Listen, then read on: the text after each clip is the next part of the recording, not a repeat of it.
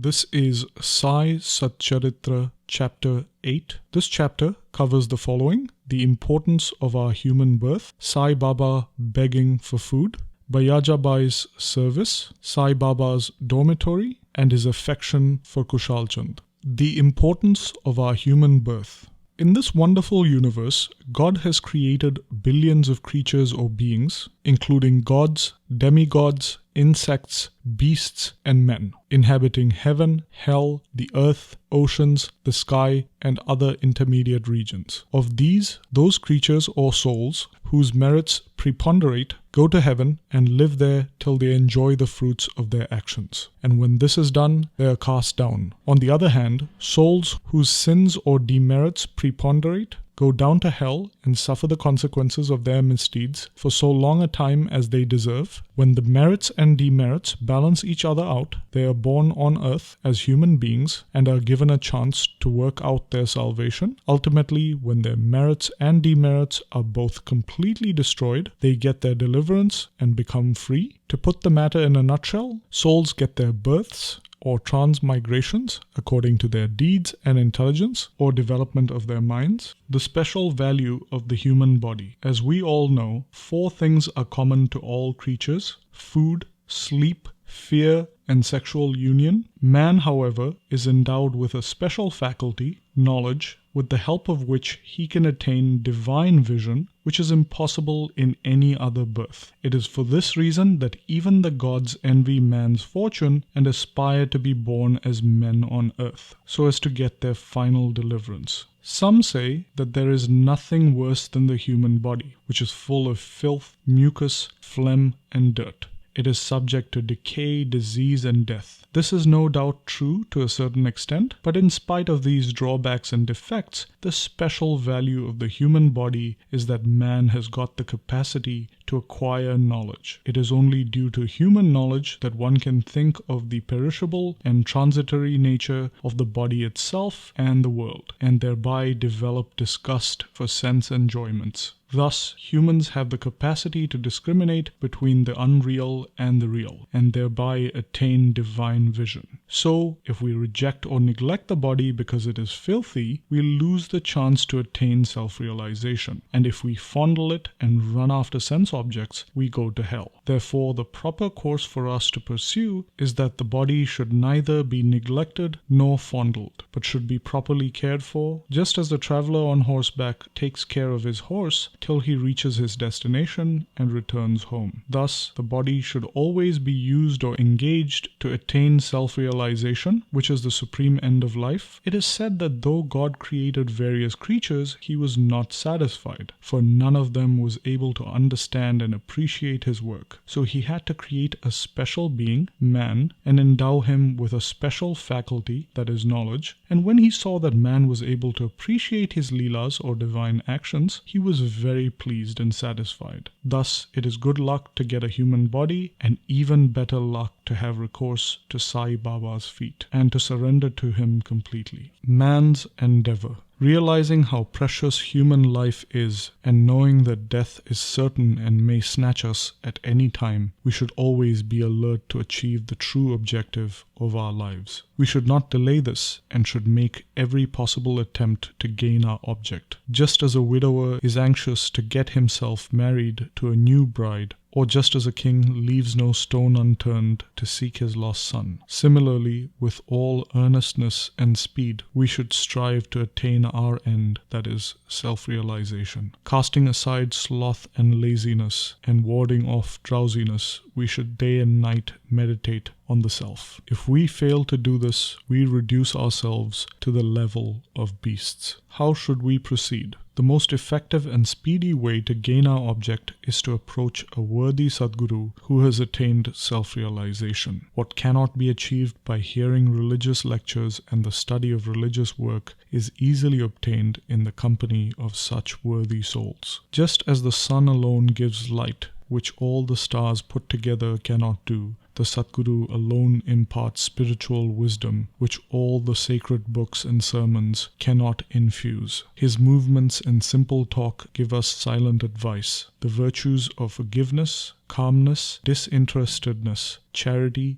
benevolence, control of mind and body, and humility are imbibed by the disciples when they are observed in such pure and holy company. This enlightens their minds and lifts them spiritually. Sai Baba was such a Sadguru. Though he acted as a fakir or a mendicant, he was always engrossed in the self. He always loved all beings, in whom he saw God or divinity. He was not elated by pleasures and was not depressed by misfortunes. A king and a pauper were the same to him. He whose glance could turn a beggar into a king used to beg his food from door to door in Shirdi. Let us now see how he did it. Baba begging for food. Blessed are the people of Shirdi, in front of whose houses Baba stood as a beggar and called out, "O lassie, give me a piece of bread," and spread out his hand to receive the same. In one hand he carried a tin pot, and in the other a rectangular piece of cloth. He visited a few houses every day and went from door to door. Liquid or semi-liquid things such as soup, vegetables, milk or buttermilk were received in the tin pot, while cooked rice, bread and other solid food was received in the cloth. Baba's tongue knew no taste, as he had acquired control over it, so how could he care for the taste of the different things collected?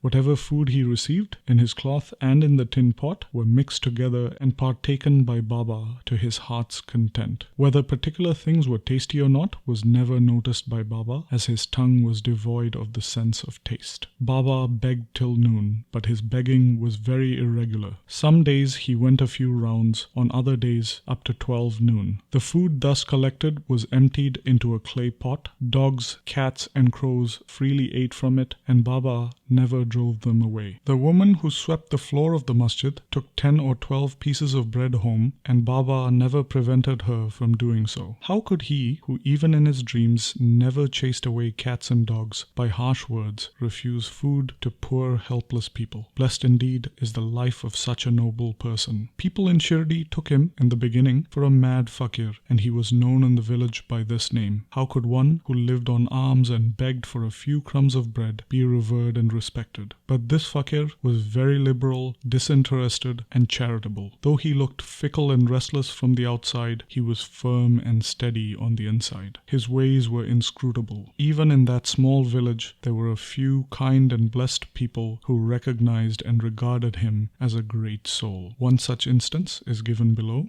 Bayajabai's brilliant service. Tatya Kote's mother, Bayajabai, used to go to the woods every noon with a basket on her head containing bread and vegetables. She roamed in the jungle for several miles, trampling over bushes and shrubs in search of the mad fakir. And once she found him, she fell at his feet. The fakir sat calm and motionless in meditation while she placed a leaf before him, spread the eatables, and fed him. Wonderful was her faith and service. Every day at noon, she roamed the jungle and lovingly forced Baba to eat her food. Her upasana, or service, was never forgotten by Baba till his Mahasamadhi. Remembering the service she had rendered, Baba benefited her son magnificently. Both the son and the mother had great faith in the fakir, who was their god. Baba often said to them that mendicancy was the real lordship, as it was everlasting, and the so-called lordship, or riches, was transient. After a few years, Baba stopped going into the woods, began to live in the village, and had his food in the masjid. From that time, Bayajabai's troubles of roaming in the jungle ended.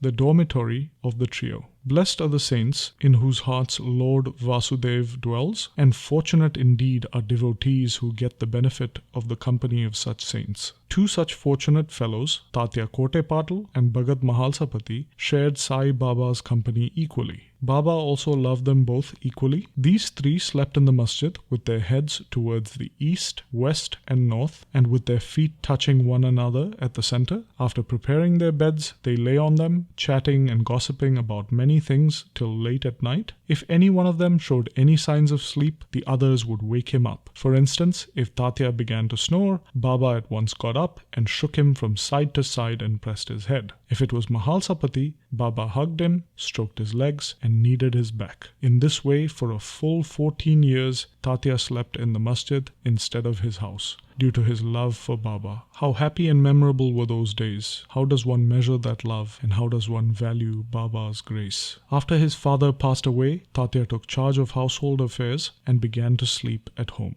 Khushalchand of Rahata. Baba loved Ganapat Kote Patil of Shirdi. He also loved Chandraban Seth Marwadi of Rahata equally. After the demise of the Seth, Baba loved his nephew, Khushalchand, perhaps even more, and cared for his welfare. Sometimes in a bullock cart and at other times in a tanga with intimate friends, Baba went to Rahata. The people of that village came out with musical instruments playing, received Baba at the gate of the village, and prostrated before him. Then he was taken into the village with great pomp and ceremony. Khushalchand took Baba to his house, seated him on a comfortable seat, and fed him a good lunch. Then they talked freely and merrily for some time. Baba returned to Shirdi after blessing everyone. Shirdi is midway between and equidistant from Rahata on one side in the south and Nimgaon on the other side in the north. Baba never went beyond these places during his lifetime. He never saw a train or traveled by it, and yet he knew the exact timing of the arrival and departure of all trains. Devotees who acted according to Baba's instructions, which were given by him when they were leaving, fared well. Those who disregarded them suffered many a mishap and accident. More about this and other matters will be discussed in the next chapter.